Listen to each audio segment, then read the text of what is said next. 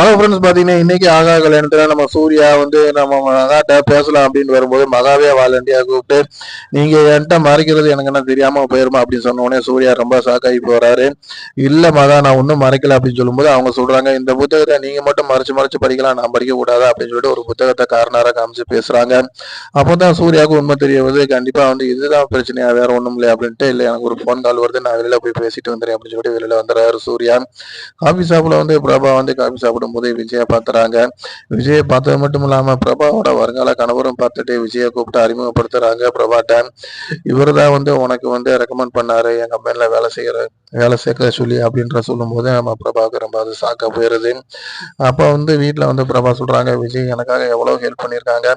ஆனா நான் விஜய் என் கூட பேசாத பழகாத அப்படின்னு சொல்லியிருக்கேன். ஆனா அப்படி இருந்தா தான் அவனுக்கு எனக்கு நல்லது அப்படின்ற மாதிரி அவங்க சொல்றாங்க. நம்ம விஜய் என்ன பண்றாருன்னா, பிரபாடா வருங்கால கணவர்கிட்ட, அதாவது பிரபா ரொம்ப நல்ல பொண்ணு, எனக்கு ரொம்ப பெஸ்ட் ஃப்ரெண்டு, எனக்கு நிறைய ஹெல்ப் பண்ணியிருக்கு அப்படின்ற மாதிரி அவர் சொல்லி வராரு.